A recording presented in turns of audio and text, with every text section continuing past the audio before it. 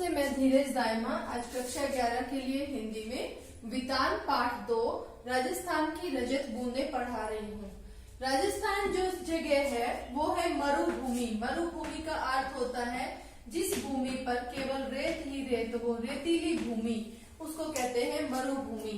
ऐसे स्थान पर जहाँ पानी के लिए लोग तरस जाते हैं, वहां पर पानी की, मीठे पानी की एक बूंद वो रजत के समान होती है, अर्थात चांदी के समान होती है।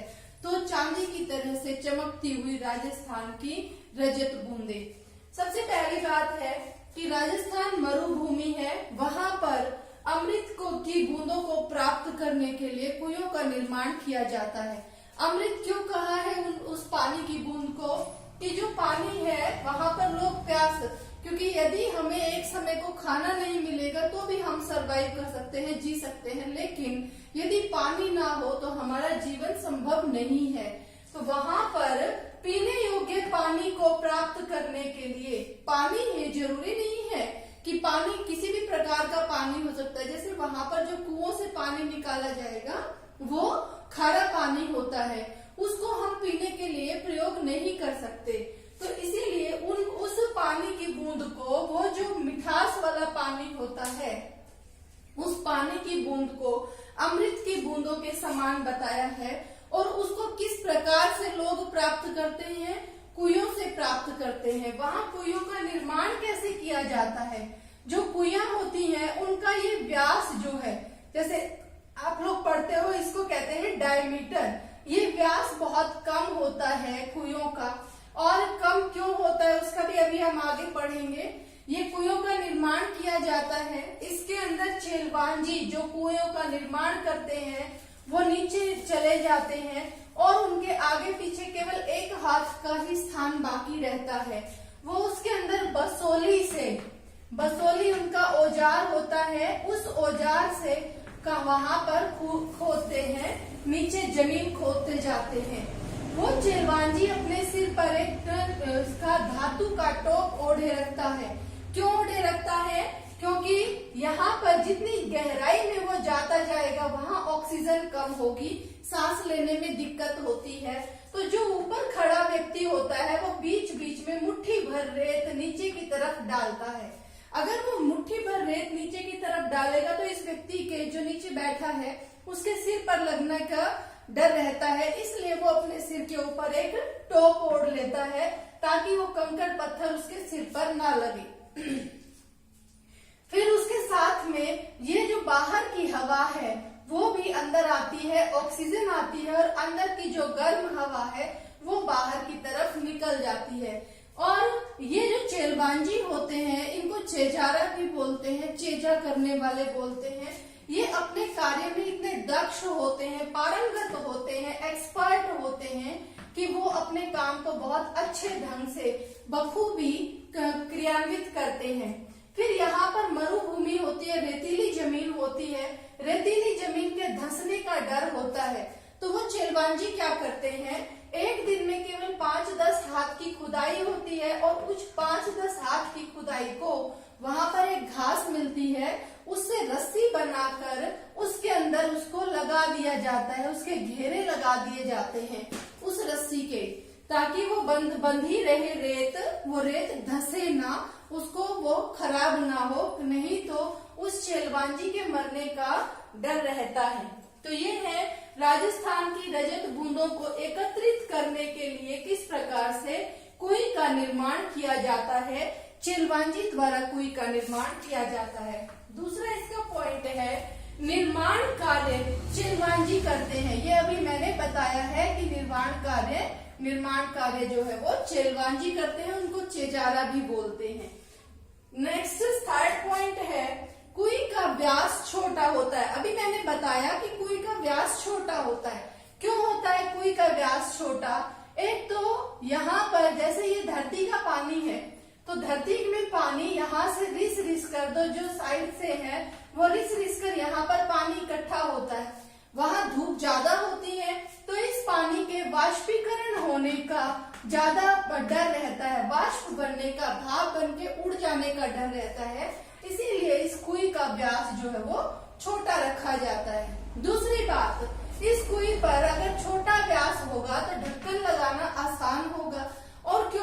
आजकल वहां पर सड़कों का निर्माण होने लगा है वहां राजस्थान में, तो सड़कों के निर्माण की वजह से लोगों का आना जाना ज्यादा हो गया और एक कुएं में एक दिन में केवल 2 घड़े पानी ही प्राप्त हो सकता है, 2 या 3 घड़े पानी। तो यदि वहां पर वो पानी नहीं होगा तो वो क्या पिएंगे? गांव के लोगों के लिए पानी सुरक्षित रखने के लिए वो उसके ढक्कन पर एक छोटा सा ताला भी लगाने लगे हैं। तो ये वहां पर है कि कुएं का व्यास छोटा होता है, उसका क्या कारण है? नेक्स्ट पॉइंट है, इनसे प्राप्त पानी को रेजानी पानी कहते हैं। रेजानी पानी क्यों कहते हैं? एक जो हमने लास्ट पॉइंट रखा है इसके साथ में मैं ये पॉइंट भी रिवाइज करवा रही हूँ, ये दोनों 6th और 7th। एक होता है रेजानी पानी, पालर पानी और पाताल पानी। तीनों में क्या अंतर है? कुएं का निर्माण हुआ, ये कुएं का निर्माण हुआ है, यहाँ पर जब कुएं बनी तो ये होते इतना हिस्सा जो है, इतने हिस्से से नीचे यदि जो जमीन है वहां का पानी यदि इसके ऊपर आ जाएगा, इस पानी को नीचे वाले पानी को यदि निकाला जाएगा तो ये इसे कहते हैं भूमिगत जल या पाताल पानी। ये पाताल पानी खारा होता है और जो उसमें तालाबों में पानी प्राप्त होता है, तालाबों, नहरों या नदियों में जो पानी होता है उसे कहते हैं पालर पानी, जो कि बारिश का पानी होता है, इकट्ठा होता है। तो बारिश के पानी को पालर पानी कहते हैं और भूमिगत जल को पाताल पानी कहते हैं। वहां पर जो चेलवांजी हैं उनको ये पता है कि किस प्रकार से उस कुएं से पानी निकाला जा सकता है, कुएं बनाने का, निर्माण का तरीका क्या है। उनको इतना पता चल जाता है 10-15 हाथ की खुदाई के बाद यदि नीचे खड़िया मिट्टी की परत है तो वो आगे खुदाई करना बंद कर देते हैं। वो खड़िया मिट्टी की परत तक, वहां तक जब पानी इकट्ठा होता है तो उस पानी को रेजानी पानी कहते हैं। और ये रेजानी पानी जो है ये मीठा पानी होता है। पालर पानी तालाबों में होता है और पाताल पानी भूमिगत जल खारा होता है। रेजानी पानी, जो पानी पालर पानी और पाताल पानी के बीच का होता है, उसको रेजानी पानी कहते हैं। नेक्स्ट पॉइंट है, वहां अब सड़कों का निर्माण हो गया है, अतः कुएं पर ताले लगाने लगे हैं। और लास्ट पॉइंट दोनों अभी मैंने डिस्कस किए कि पालर पानी क्या होता है, बारिश के पानी को पालर पानी कहते हैं और पाताल पानी भूमिगत जल होता है, उसे पाताल पानी कहते हैं। आज के लिए इतना ही, मिलते हैं अगले वीडियो में। Thank you, have a nice day, bye. मैं धीरज दायमा आज कक्षा 11 के लिए हिंदी में वितान पाठ 2 राजस्थान की रजत बूंदे पढ़ा रही हूँ। राजस्थान जो जगह है वो है मरुभूमि। मरुभूमि का अर्थ होता है जिस भूमि पर केवल रेत ही रेत हो, रेतीली भूमि, उसको कहते हैं मरुभूमि। ऐसे स्थान पर जहाँ पानी के लिए लोग तरस जाते हैं, वहां पर पानी की, मीठे पानी की एक बूंद वो रजत के समान होती है, अर्थात चांदी के समान होती है। तो चांदी की तरह से चमकती हुई राजस्थान की रजत बूंदे। सबसे पहली बात है कि राजस्थान मरुभूमि है, वहां पर अमृत की बूंदों को प्राप्त करने के लिए कुएं का निर्माण किया जाता है। अमृत क्यों कहा है उस पानी की बूंद को?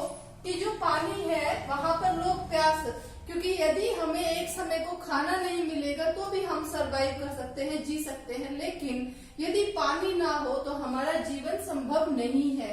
तो वहां पर पीने योग्य पानी को प्राप्त करने के लिए, पानी ये जरूरी नहीं है कि पानी किसी भी प्रकार का पानी हो सकता है। जैसे वहां पर जो कुओं से पानी निकाला जाएगा वो खारा पानी होता है, उसको हम पीने के लिए प्रयोग नहीं कर सकते। तो इसीलिए उस पानी की बूंद को, वो जो मिठास वाला पानी होता है, उस पानी की बूंद को अमृत की बूंदों के समान बताया है। और उसको किस प्रकार से लोग प्राप्त करते हैं? कुएं से प्राप्त करते हैं। वहां कुएं का निर्माण कैसे किया जाता है? जो कुएं होती हैं उनका ये व्यास जो है, जैसे आप लोग पढ़ते हो, इसको कहते हैं डायमीटर। ये व्यास बहुत कम होता है कुएं का, और कम क्यों होता है उसका भी अभी हम आगे पढ़ेंगे। ये कुएं का निर्माण किया जाता है, इसके अंदर चेलवांजी जो कुएं का निर्माण करते हैं वो नीचे चले जाते हैं और उनके आगे पीछे केवल एक हाथ का ही स्थान बाकी रहता है। वो उसके अंदर बसोली उनका औजार होता है, उस औजार से वहां पर खोदते हैं, नीचे जमीन खोदते जाते हैं। वो चेरवांजी अपने सिर पर एक उसका धातु का टोप ओढ़े रखता है। क्यों ओढ़े रखता है? क्योंकि यहाँ पर जितनी गहराई में वो जाता जाएगा वहां ऑक्सीजन कम होगी, सांस लेने में दिक्कत होती है। तो जो ऊपर खड़ा व्यक्ति होता है वो बीच बीच में मुट्ठी भर रेत नीचे की तरफ डालता है।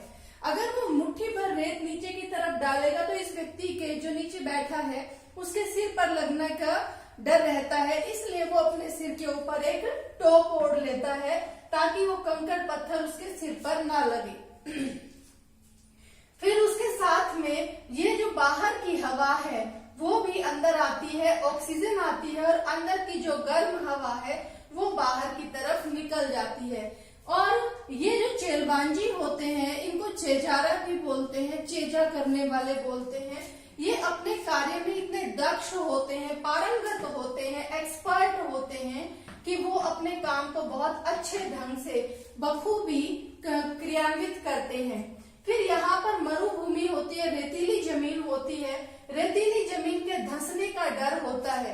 तो वो चेरवांजी क्या करते हैं, एक दिन में केवल 5-10 हाथ की खुदाई होती है और कुछ 5-10 हाथ की खुदाई को वहां पर एक घास मिलती है, उससे रस्सी बनाकर उसके अंदर उसको लगा दिया जाता है, उसके घेरे लगा दिए जाते हैं उस रस्सी के, ताकि वो बंधी रहे रेत, वो रेत धंसे ना, उसको वो खराब ना हो, नहीं तो उस चेरवांजी के मरने का डर रहता है।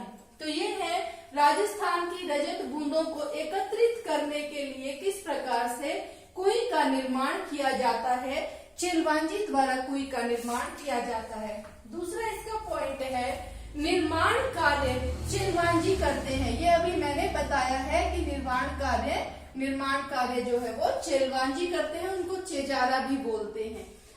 नेक्स्ट थर्ड पॉइंट है कुई का व्यास छोटा होता है। अभी मैंने बताया कि कुई का व्यास छोटा होता है।